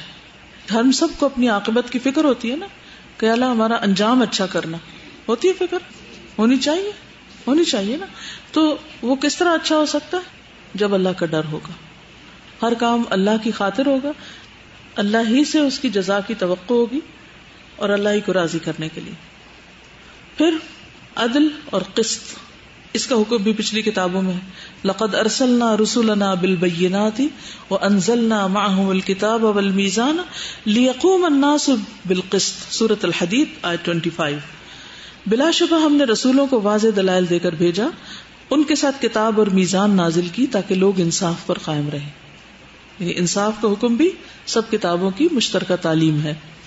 پھر فساد اور انحراف کا مقابلہ. ساری رسالتوں میں یہ بات مشترک ہے کہ فساد عقیدے کا ہو یا اخلاق کا، یا فطرت اسلامیہ سے روگردانی، یا انسانوں پر ظلم ہو، یا ناپ تول میں کمی ہو، یا کوئی اور چیز، ان سب کو دور کیا جائے. یعنی ہر طرح کا فساد جو ہے اس کی اپوزیشن اور اچھے اخلاق کی دعوت. مثلاً جسے کہتے ہیں نا کہ یونیورسل ایتھکس جو ہیں، جن میں معاف کر دینا، صبر کرنا، اچھی بات کہنا، پیرنٹس کے ساتھ اچھا کرنا، وعدہ پورا کرنا، صلہ رحمی، مہمانوں کی عزت، مسکینوں کا خیال. پھر اسی طرح بہت سی عبادتوں کا ذکر ان کتب میں مشترک ہے. کیسے؟ پیغمبروں کو حکم دیا گیا وَأَوْحَيْنَا إِلَيْهِمْ فِعْلَ الْخَيْرَاتِ وَإِقَامَ الصَّلَاةِ وَإِيتَاءِ الزَّكَاةِ. تو خیرات کا لفظ جو ہے نیکیوں کا، ان سب چیزوں کے اوپر ہے جو پیچھے میں نے ذکر کی. ہم نے وحی کی ان سب کی طرف، کن کاموں کی؟ نیک کام کرنے کی، نماز قائم کرنے کی اور زکوٰۃ دینے کی. گویا نماز اور زکوٰۃ ایسی چیزیں ہیں جو پچھلے رسولوں نے بھی اپنی امتوں کو ان کا حکم دیا ہے. روزہ بھی کیا دلیل ہے اس کی؟ کتب علیکم الصیام کما کتب علی الذین من قبلکم. ٹھیک ہے. عبادت گاہ پہلی کون سی بنائی گئی؟ ان اول بیت وضع للناس للذی ببکۃ مبارکا. تو پھر وہ کس لیے بنایا گیا تھا؟ طواف کے لیے، حج کے لیے. اور جیسے ایک روایت میں آتا کہ آپ نے فرمایا مسجد خیف کے بارے میں کہ مجھ سے پہلے کتنے انبیاء نے یہاں آ کر نماز پڑھی. تو اس میں بھی آپ دیکھیں کہ وہ سارے انبیاء کس لیے آتے تھے اس علاقے میں؟ عبادت گاہ تھی. پھر اسماعیل علیہ السلام کا ذکر جب آتا ہے تو اس میں بھی آتا کانا یأمر اہلہ بالصلاۃ والزکاۃ. موسیٰ علیہ السلام سے اللہ تعالیٰ نے کہا فاعبدنی واقم الصلاۃ لذکری. عیسیٰ علیہ السلام نے کہا واوصانی بالصلاۃ والزکاۃ ما دمت حیا. پھر قربانی کے طریقے ہر امت کے لیے مقرر کیے گئے تھے. کوئی آیت یاد ہے؟ وَلِكُلِّ أُمَّةٍ جَعَلْنَا مَنْسَكًا. ہر امت کے لیے قربانی کا طریقہ ہم نے مقرر کیا. لِيَذْكُرُوا اسْمَ اللَّهِ عَلَى مَا رَزَقَهُم مِّن بَهِيمَةِ الْأَنْعَامِ. اسی طرح حلال و حرام میں بہت سی چیزیں مشترک تھیں. تو اصل بات کیا ہے کہ ان الدین عند اللہ الاسلام. یہ کوئی نیا دین نہیں جس پہ ہم چل رہے ہیں. دین اللہ کے نزدیک اسلام ہی ہے. سارے پیغمبروں کا ایک ہی دین رہا ہے. شریعتوں میں وقت اور حالات اور ضرورت کے مطابق تھوڑا بہت اختلاف رہا ہے، اور ان کی شریعتوں کی بنیاد بھی ان کی کتابیں ہوتی تھی یا ان پہ جو احکام نازل ہوتے تھے. ٹھیک ہے. مشکل باتیں. یہ سوال آپ کے ذہن میں کبھی نہیں آیا کہ اچھا پہلے اور لوگ بھی نماز پڑھتے تھے یا ہم ہی پڑھتے ہیں، کسی اور نے بھی کبھی حج کیا یا ہم ہی کرتے ہیں؟ یہ جب کانسیپٹ کلیئر ہوتا ہے نا دلائل کے ساتھ تو یوں لگتا ہے کہ ہم ساری اولاد آدم ایک ہیں اور دو حصوں میں بٹ جائیں گے. ایک وہ جو پیغمبروں کے طریقے پہ چلنے والے تھے اور ایک وہ جو پیغمبروں کے رستوں سے انحراف کیے. اہدنا الصراط المستقیم صراط الذین انعمت علیہم. ان میں کون کون شامل ہیں؟ پچھلے انبیاء بھی شامل ہیں نا. من النبیین والصدیقین والشہداء والصالحین. ان کا راستہ. غیر المغضوب علیہم کون ہے؟ صرف یہود نہیں، ان کا تو ذکر ہے ہی، لیکن اس کے علاوہ جن قوموں پر بھی اللہ کا غضب نازل ہوا ان کو تباہ کر دیا گیا، اور ضالین بھی جو سیدھے راستے سے بھٹک گئے. تو یہ دین ایک ہی دین ہے. یہ نہیں ہوا کہ کبھی اللہ تعالیٰ نے حکم دیا کہ توحید کا اور کبھی دیا شرک کا، نعوذ باللہ. ایسا نہیں ہے. ہر پیغمبر نے توحید ہی کا ذکر کیا ہے، اور جتنی بھی کتابیں آئی ہیں ان میں بھی یہی میسجز تھے. ٹھیک. لیکن قرآن مجید کی خوبی کیا ہے کہ یہ سب سے آخری اور مکمل کتاب ہے. یعنی دوسری کتابوں میں سے ایک نہیں بلکہ ان پر نگران ہے، ان کو چیک کرنے والی ہے کہ ان میں کیا ٹھیک ہے اور کیا نہیں. اب اس کو معیار اور میزان بنا کے اس پہ پرکھا جائے گا کہ پچھلی کتاب میں اگر کوئی چیز اس کے مطابق ہے تو ہاں ٹھیک ہے، یہ بھی اللہ کی طرف سے آئی. لیکن اگر وہ اس سے کنٹراڈکٹ کر رہی ہے تو کس کو لیں گے آپ؟ قرآن مجید کو. اور تحریف سے پاک ہے، تبدیلی سے پاک ہے. 1400 سال سے اس میں کسی قسم کی کوئی تبدیلی نہیں ہوئی، نہ ایک آیت کا اضافہ ہوا نہ اس میں کمی ہوئی ہے. اللہ تعالیٰ قرآن مجید میں فرماتے ہیں وَمَا كَانَ هَذَا الْقُرْآنُ أَن يُفْتَرَى مِن دُونِ اللَّهِ. یہ قرآن ایسا ہے ہی نہیں کہ اللہ کے سوا کوئی اور اس کو گھڑ دے. وَلَكِن تَصْدِيقَ الَّذِي بَيْنَ يَدَيْهِ وَتَفْصِيلَ الْكِتَابِ لَا رَيْبَ فِيهِ مِن رَبِّ الْعَالَمِينَ. بلکہ یہ تو کیا ہے؟ الکتاب کی تفصیل ہے. اور الکتاب کیا؟ ساری کتابوں کا ایک طرح سے جو ان کی تعلیمات ہے ان کا مجموعہ. اور اس میں کوئی شک نہیں کہ رب العالمین کی طرف سے نازل شدہ ہے. یہ تھی آیت سورۃ یونس کی.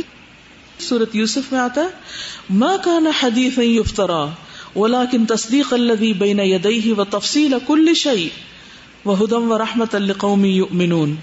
یہ قرآن کوئی ایسی بات نہیں جو گھڑ لی گئی ہوں، کسی نے اپنے پاس سے نہیں لکھا اس کو، بلکہ یہ تو اپنی پہلی کتابوں کی تصدیق کرتی ہے. اس میں ہر بات کی تفصیل موجود ہے اور ایمان لانے والوں کے لیے ہدایت اور رحمت ہے.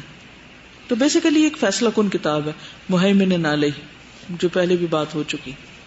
جو لوگ صحیح معنوں میں پہلی کتابوں پر ایمان لائے، جب انہوں نے اس کتاب کو سنا تو کیا کیا اس کو بھی مان گئے اور اس کے آگے جھک گئے.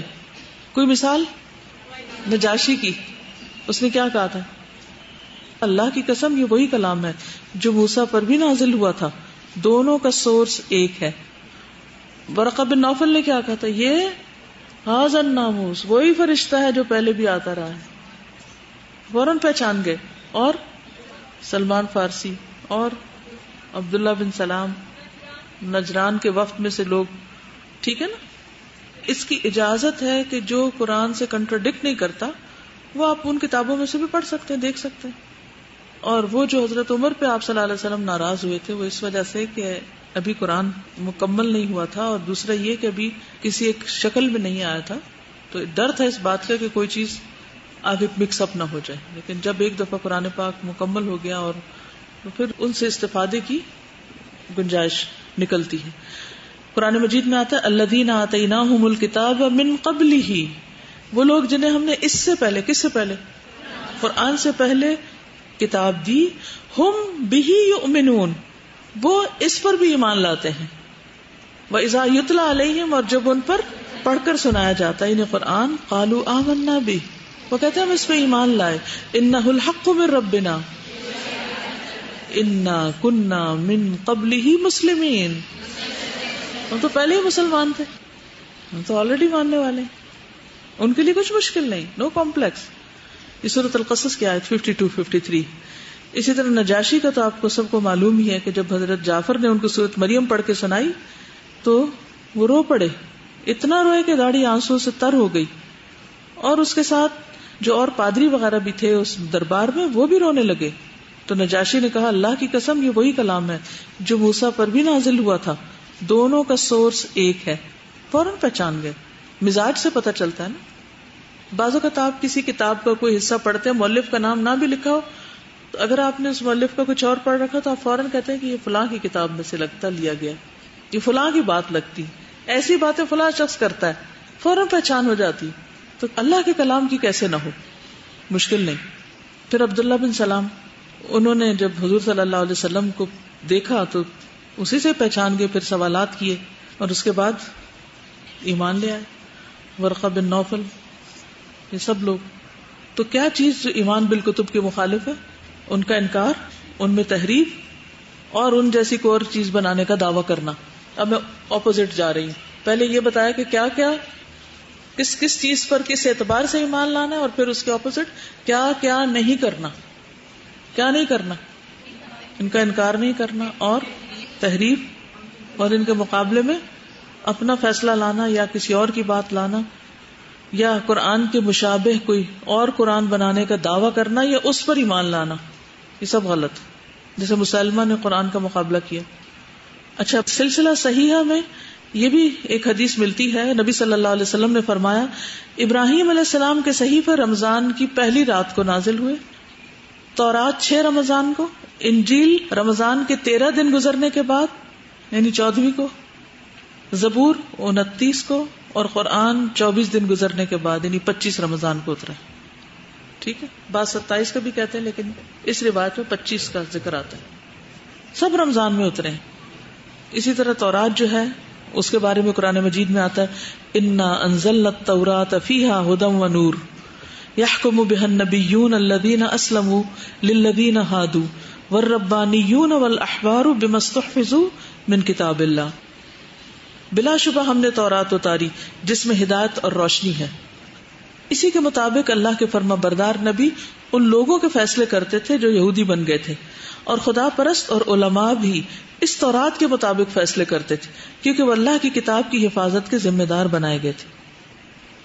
تو علماء پر ایک ذمہ داری عائد ہوتی، اور پھر علماء کے علاوہ جو فقہا ہوتے ہیں یا جو لا میکرز ہوتے ہیں ان کے اوپر ذمہ داری ہوتی ہے کہ وہ قرآن کو سورس آف شریعت مانے، یعنی سورس آف لا مانے اور اس کے مطابق فیصلے کریں، اس کے مطابق قانون بنائیں. پھر سورۃ الانعام 154 میں آتا ہے ثم آتینا موسی الکتاب تماما علی الذی احسن وتفصیلا لکل شیء وہدی ورحمۃ لعلہم بلقاء ربہم یؤمنون. تو تورات کی یہ چند خوبیاں ہیں جو قرآن مجید میں بتائی گئی. نبی صلی اللہ علیہ وسلم نے فرمایا، موسیٰ علیہ السلام نے فرمایا کہ میں موسیٰ ہوں جب وہ خضر سے ملے. پوچھا بنی اسرائیل کے موسیٰ؟ فرمایا ہاں. انہوں نے پوچھا آپ کیوں آئے؟ کہا میرے آنے کا مقصد ہے کہ جو ہدایت کا علم آپ کو اللہ نے دیا وہ مجھے بھی سکھائیں. اس پر خضر نے فرمایا کہ آپ کے لیے کافی نہیں کہ آپ کے پاس تورات ہے اور آپ کے پاس وحی آتی ہے. تورات کے اندر بہت سی رشد پر مشتمل باتیں ہیں اور وہ اس دور کے لوگوں کے لیے کافی تھی. تورات میں نبی صلی اللہ علیہ وسلم کی صفات کا ذکر بھی. کیا کچھ یاد ہے کسی کو؟ سیرت میں پڑھا تھا ہم نے، کیا صفات بتائی گئی ہیں تورات میں نبی صلی اللہ علیہ وسلم؟ قرآن مجید میں بھی آتا ہے اس کا ریفرنس، لیکن حدیث سے بھی پتہ چلتا ہے.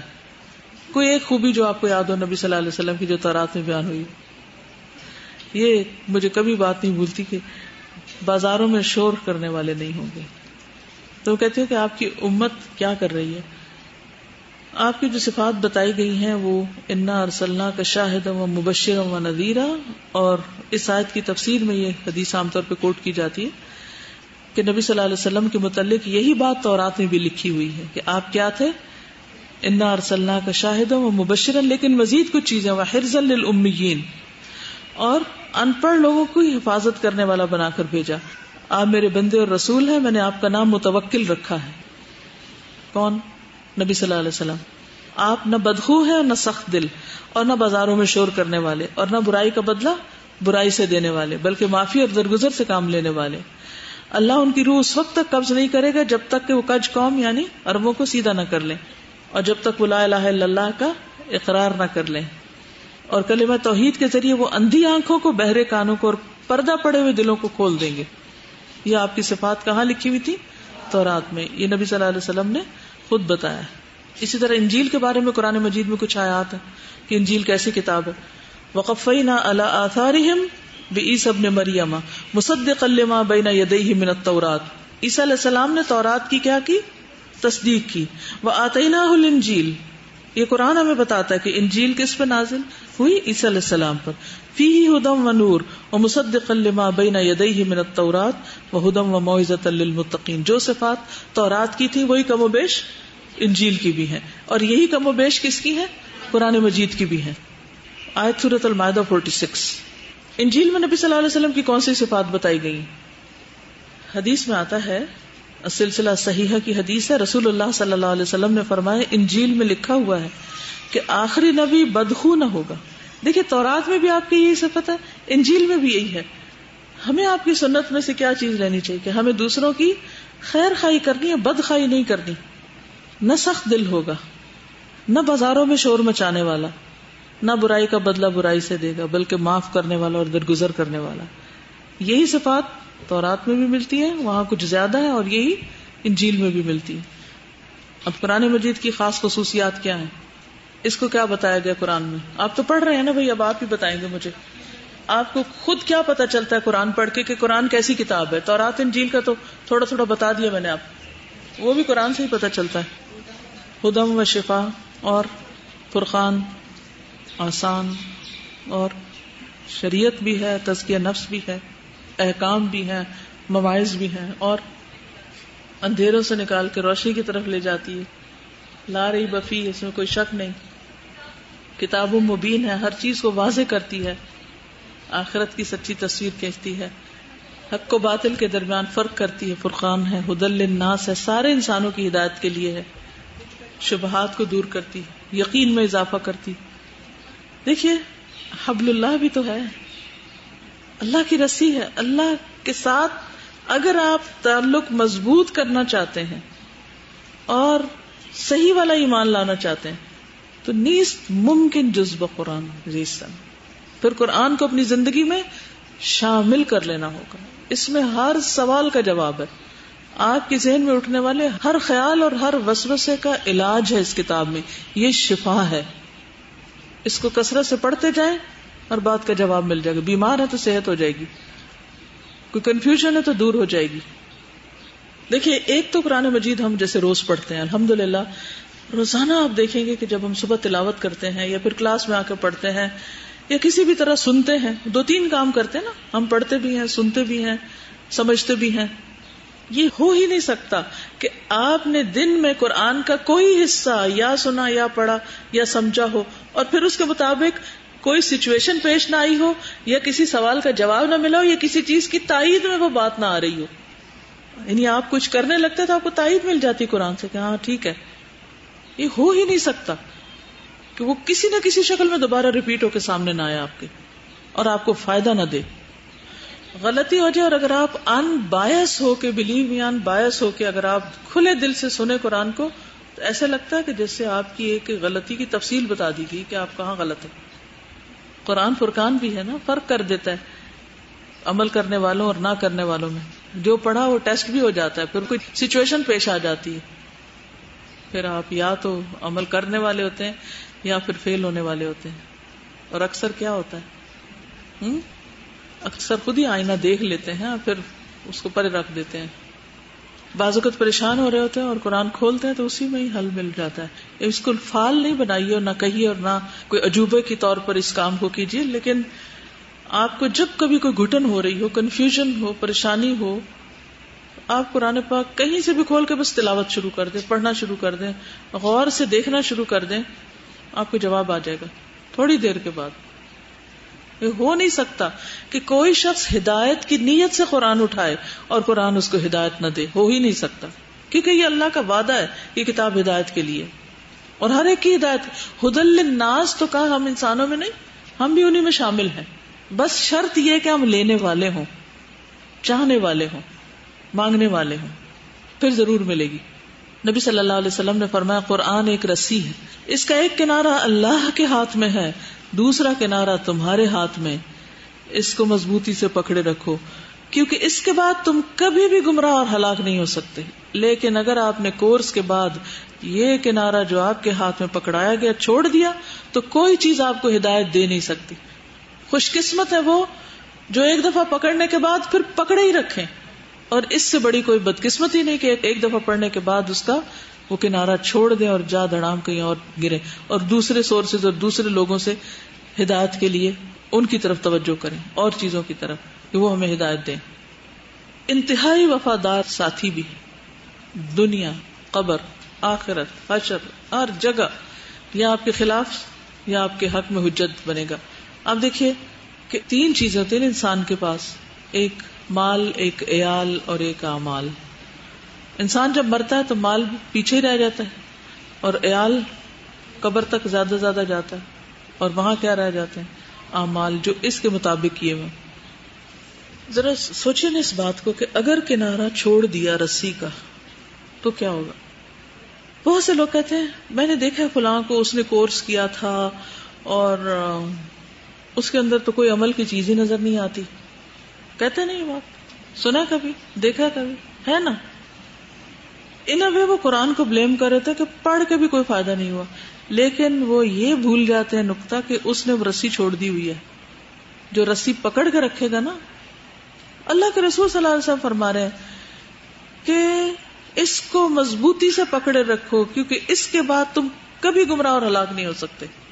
اگر پکڑے رکھو تو کبھی گمراہ اور ہلاک نہیں ہو سکتے, اور اگر یہ چھوڑ دی, ڈھیلی پڑ گئی, کوئی اور ہدایت نہیں دے سکتا. رسول اللہ صلی اللہ علیہ وسلم نے فرمایا اللہ عز و جل کی کتاب ہی اللہ کی رسی ہے, جو اس کی اتباع کرے گا وہ ہدایت پر رہے گا, جو اسے چھوڑ دے گا وہ گمراہی پر رہے گا. اس کے گمراہ ہونے پہ پھر کچھ مشکل نہیں. کعب بیان کرتے ہیں قرآن کو لازم پکڑ لو کیونکہ قرآن عقل کی تیزی, حکمت کی روشنی اور علم کا سرچشمہ ہے, اور اللہ کی طرف سے نازل ہونے والی کتابوں میں سے سب سے نئی کتاب ہے. اللہ نے تورات میں یہ بات فرمائی ہے کہ اے محمد میں تم پر جدید تورات نازل کروں گا جو نابینا آنکھوں, بہرے کانوں اور غفلت میں پڑے ہوئے دلوں کو کھول دے گی. پچھلی کتاب کی کوٹ ہے یہ تورات کی. پھر قرآن جنت کی طرف لے جانے والی چیز ہے, سفارش کرے گا اور اس کی سفارش مانی جائے گی. کس کے حق میں؟ پڑھنے والوں کے حق میں بحث کرے گا اور اس کی تصدیق کی جائے گی. تو جس نے اس کو اپنے سامنے رکھا یہ اس کی رہنمائی جنت کی طرف کری، یعنی کہ قیامت کے دن یہ نہیں ایک کتاب آگے آگے، یہ نور آگے آگے جنت کا راستہ دکھا رہا ہوگا. اور جس نے اس کو پیٹھ پیچھے رکھا تو پیٹھ پیچھے سے یہ ہانک کے جہنم کی طرف لے جائے گا. اب آپ دیکھ لیں کدھر رکھنا ہے اس کو. آگے رکھیں گے تو کیا بنے گا؟ امامن و نورن و ہدن و رحمہ، ادھر لے جائے گا اہل کتاب کی طرح وراء ظہورہم، تو پیچھے سے ہانک کے جہنم کی طرف لے جائے. اب آپ کی چوائس ہے کہاں رکھنا ہے اس کو. پھر یہ بلندی دینے والا ہے، عزت دینے والا ہے، بابرکت ہے. نافع بن حارث نے عمر رضی اللہ عنہ سے عصفان یا اسفان میں ملاقات کی عین کے ساتھ. عمر رضی اللہ عنہ نے انہیں مکہ کا امیر مقرر کیا ہوا تھا. عمر نے ان سے پوچھا تم نے مکہ میں کسے امیر بنایا؟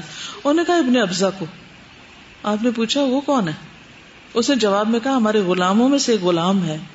عمر نے کہا تم نے غلام کو ان کا امیر بنا دیا مکہ والوں کا؟ اس نے کہا وہ اللہ کی کتاب کا قاری ہے، اس کے احکام پہ عمل کرتا ہے. عمر نے فرمایا کہ تمہارے نبی صلی اللہ علیہ وسلم نے فرمایا اللہ تعالیٰ اسی کتاب کے ذریعے لوگوں کو بلند کرتا ہے اور اسی کتاب کے ذریعے لوگوں کو ذلیل کرتا ہے، پست کرتا ہے. من اعرض عن ذکری فإن له معیشۃ ضنکا، جو اس کو چھوڑ کے کسی اور چیز میں مشغول ہوا اس کے لیے زندگی تنگ ہوگی. وہ وہاں جا پھنسے گا جہاں سے پھر دم ہی گھٹے گا. پھر یہ سب سے بہترین چیز ہے جو اللہ سے جوڑتی ہے بندے کو. رسول اللہ صلی اللہ علیہ وسلم نے فرمایا کوئی ایسی چیز نہیں جو زیادہ افضل ہو جس کے ذریعے تم اللہ کی طرف رجوع کر سکو سوائے اس کے جو اس کی طرف سے نازل ہوئی ہے، یعنی قرآن. نبی صلی اللہ علیہ وسلم نے فرمایا پہلی کتابیں ایک باب پر اور ایک لہجے میں نازل ہوئی تھی، یعنی ایک سبجیکٹ اور ایک لہجہ. قرآن مجید 7 ابواب اور 7 موضوعات پر نازل ہوا. اس میں تنبیہات، احکام، حلال حرام، واضح احکام، متشابہات اور مثالیں ہیں. اس کے حلال کو حلال کر لو، اس کے حرام کو حرام ٹھہراؤ. جس کا تمہیں حکم دیا گیا کر لو، جس سے روکا گیا رک جاؤ. اس کی مثالوں سے عبرت حاصل کرو، اس کے محکم احکام پر عمل کرو، متشابہ پر ایمان لاؤ اور کہو کہ ہم اس پر ایمان لے آئے، سب کچھ ہمارے رب کی طرف سے ہے. سمجھ آئے تو بھی نہ آئے تو بھی کہو کلو من عند ربنا، سب پر ایمان لائے. نبی صلی اللہ علیہ وسلم نے فرمایا مجھے تورات کی جگہ 7 سورتیں دی گئی، یعنی طویل صورتیں، ابتدائی 7 صورتیں، اور زبور کی بجائے 100 آیات والی صورتیں دی گئی، اور انجیل کے بدلے مسانی، یعنی وہ صورتیں جن میں بعض آیات بار بار آتی ہیں، مثلا فبأي آلاء ربكما تكذبان، مثلا ان فی ذلک لآیہ وما کان اکثرهم مؤمنین، سورۃ الشعراء وغیرہ وغیرہ. اور مفصل صورتیں یعنی سورۃ محمد سے آخر تک کے ساتھ فضیلت دی گئی. پھر سورۃ فاتح کے بارے میں آتا ہے کہ اس جیسی سورت نہ تورات میں نازل ہوئی، نہ انجیل میں، نہ زبور میں، کسی اور کتاب میں نازل نہیں ہوئی، خاص خزانے سے آپ کو یہ نصیب ہوئی. پھر معوذات بھی اسی طرح. آپ نے فرمایا کہ یہ وہ صورتیں جن کی مثال نہ تورات میں ہے، نہ زبور میں، اور انجیل اور قرآن میں بھی نہیں، یعنی کہ قرآن میں جب آپ کو یہ نازل کی گئی، آپ کو دی گئی، کوئی رات ایسی نہ گزرے جس میں تم یہ نہ پڑھو. اب یہ ہے کہ بعض لوگ قرآن کو قرآن کا حق نہیں دیتے. تو قرآن کے حق پر کہ کیسے اس کے ساتھ معاملہ کریں، قرآن کی توہین کیا ہے، قرآن کی ناقدری کیا ہے، انشاءاللہ اس پہ ذرا سے کل بات کروں گی. لیکن سابقہ کتب کی توہین کیا ہے تھوڑی سی یہ معلوم ہونا چاہیے. تورات کی توہین کیا کی گئی؟ مثل الذین حملوا التوراۃ ثم لم يحملوها کمثل الحمار يحمل اسفارا. کچھ ایسے لوگ بھی ہوتے ہیں کہ جو کتاب کو انہیں دی جاتی ہے اور وہ گدھے کی طرح بس اپنے اوپر لاد لیتے، ان کے دلوں میں نہیں اتری ہوتی، اس کے اٹھانے کا حق ادا نہیں کرتے، یعنی اس پر عمل نہیں کرتے. تو کسی بھی کتاب کی عزت اور اکرام کیا ہے؟ اس کی بات مانی جائے جو وہ کہتا ہے. پھر اسی طرح ان لوگوں نے اپنی کتابوں سے معمولی فائدہ بھی نہیں اٹھایا. نبی صلی اللہ علیہ وسلم نے ایک دفعہ کسی چیز کا تذکرہ کیا اور فرمایا کہ یہ علم ضائع ہونے کا وقت ہوگا. ہم نے عرض کیا یا رسول اللہ صلی اللہ علیہ وسلم یہ علم کیسے ضائع ہوگا؟ ہم قرآن پڑھتے ہیں، ہم اپنے بچوں کو پڑھاتے ہیں، وہ اپنے بچوں کو پڑھائیں گے، یہ سلسلہ قیامت تک چلتا رہے گا، پھر علم کیسے ضائع ہوگا؟ آپ نے فرمایا اے ابن ام لبید، تیری ماں تجھے گم کر کے روئے. میں تو سمجھتا تھا کہ تم مدینہ کے بہت سمجھدار آدمی ہو. کیا یہ یہود و نصارہ تورات اور انجیل نہیں پڑھتے؟ دراصل یہ لوگ اس میں موجود تعلیمات سے معمولی سا بھی فائدہ نہیں اٹھاتے. تو اللہ تعالیٰ ہمیں اس سے بچائے. کچھ لوگ پورا پورا قرآن پڑھ جاتے ہیں لیکن ان کا کوئی عمل اور اخلاق نہیں بدلتا. ایسے لگتا ہے وہ قرآن کے پاس سے بھی نہیں گزرے. تو کیا قرآن میں کوئی کمی ہے یا پڑھانے والے نہیں محنت کرتے؟ نہیں, یہ اپنی بد نصیبی ہوتی ہے کہ کوئی شخص کسی خیر کی چیز کو کتنا لیتا ہے. 3 طرح کے لوگ بتائے گئے نا علم کو لینے والے. ایک وہ ہوتے ہیں جو نرم زمین کی طرح پانی جذب بھی کر لیتے ہیں اور خوب ہریالی اگاتے ہیں. دوسرے سخت ہوتے ہیں خود لیکن پانی روک لیتے ہیں. تیسرے وہ نہ پانی روکتے ہیں نہ کسی اور کے فائدے کے ہوتے ہیں. اب دیکھیے آپ سفر ہو, ہم قرآن نہیں پڑھ رہے, بیمار ہیں ہم قرآن نہیں پڑھ رہے, ہر چھوٹی بڑی بات ہوتی ہے تو ہم قرآن چھوڑ کے بیٹھ جاتے ہیں. حالانکہ قرآن ہی تو ہے جس نے ان ساری مشکلات سے ہمیں نکالنا ہے. تو پھر پکڑی تو نہیں نا رسی, بہانا چاہیے بس چھوڑنے کا. کچھ چیزیں یاد کر لیں تو بھلا دیتے ہیں, دوبارہ نہیں پڑھتے ان کو. پڑھ کے اس کو سمجھتے نہیں ہیں, سمجھ لیں تو بس. تو اس کا حق ادا کرنا جو ہے, باقی اس سے سچی محبت جو ہے, محبت بھی تو ایمان کا حصہ تھا نا. ہم سب اپنے دلوں کا جائزہ لیں, قرآن سے کتنی محبت ہے اور کیسی محبت ہے.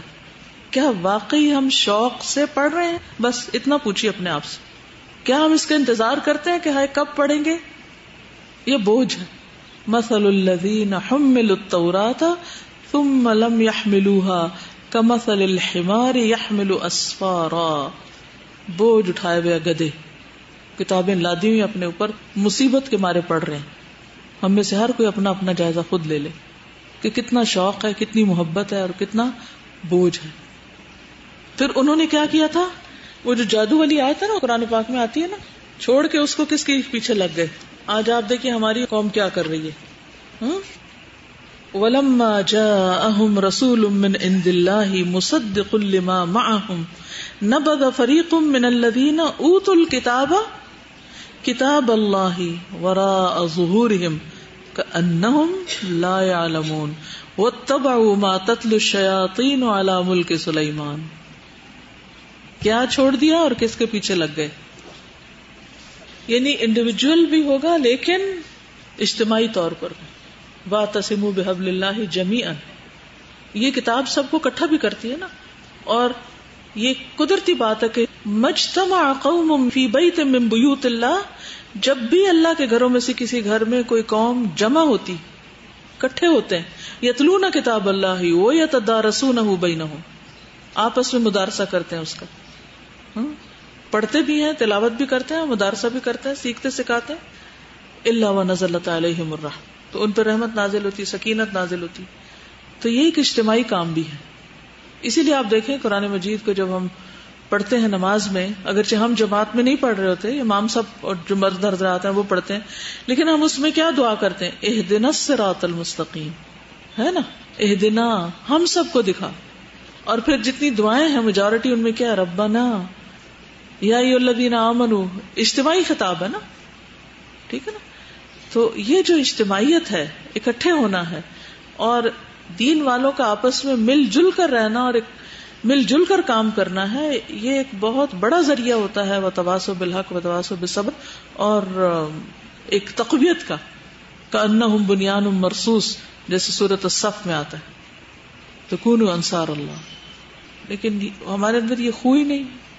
صحابہ آپس میں باتیں کرتے تھے, پوچھتے تھے کتنا قرآن پڑھا, کیسے پڑھتے ہو. ہم میں سے کون کس سے پوچھتا ہے. نبی صلی اللہ علیہ وسلم نے فرمایا, بے شک بنی اسرائیل نے خود ایک کتاب لکھی اور اس کی پیروی کرنے لگ گئے اور تورات کو ترک کر دیا. یعنی اپنی لکھی ہوئی کتابوں کو پڑھنے لگ گئے اور تورات چھوڑ دی. اب وہ چاہے مذہبی کتاب تھی یا غیر مذہبی تھی. اب دیکھیے کہ ابھی تو ہم کورس کر رہے ہیں تو اس لیے قرآن پڑھ رہے ہیں, جب ہم اس کے بعد یونیورسٹی جائیں گے, کہیں اور جائیں گے, تو پھر دیکھیں گے کہ قرآن کے ساتھ کتنا رابطہ ہے. پھر ہم اپنے بہانے ڈھونڈتے, نہیں میڈیکل بڑا مشکل ہے, انجینئرنگ بڑی مشکل ہے, ابھی میں ذرا یہ 4 سال تو پڑھ لوں, یہ پھر دیکھوں گی. نہیں, یہ تو ایک ایسی چیز ہے ساری زندگی ساتھ رہنی چاہیے, کہیں پر بھی ہوں, کچھ بھی کر رہے ہوں. اور اگر آج آپ اس کی نیت کر لیں گے نا, آپ یقین کریں اللہ تعالیٰ آپ کی اس نیت کو بھی برکت دے گا.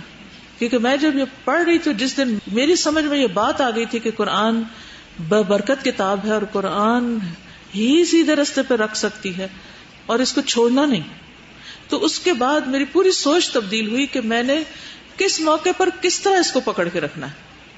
یہ تو سارے ایکسکیوزز آؤٹ نا, کہ یہ بہانہ ہے وہ بہانہ ہے. اب مجھے یہ تھا کہ اچھا پیریڈز کے دنوں میں مجھے کیا کرنا ہے. اچھا جب بچے پیدا ہوں گے تو پھر میں نے کیا کرنا ہے. میں ہر آنے والی اس سچویشن کا پہلے سے حل سوچتی تھی کہ اچھا اب میں یہ ٹریولنگ میں ہوں, اچھا اب میں یہ کرنے والی ہوں, اس میں کیسے کرنا, اس میں کیسے کرنا, اس میں کیسے کرنا ہے, مجھے اپنے آپ کو کیسے جوڑ کے رکھنا ہے. تو اللہ تعالیٰ نے بے شمار راستے سکھا دیے, اور کسی بھی سچویشن میں اس سے پر غفلت نہیں آئی. جب عہد کر لیا کہ نہیں یہ تو زندگی بھر کے لیے ساتھ ہے, تو اللہ تعالیٰ نے پھر راستے بھی دکھا. لیکن اگر ہم خود نہیں نا یہ سچا ارادہ کریں گے کہ بس کچھ ہو جائے دنیا میں نے اس کے ساتھ ہی مرنا ہے, تو اللہ تعالیٰ ضرور آپ کو استقامت دے گا اس پر.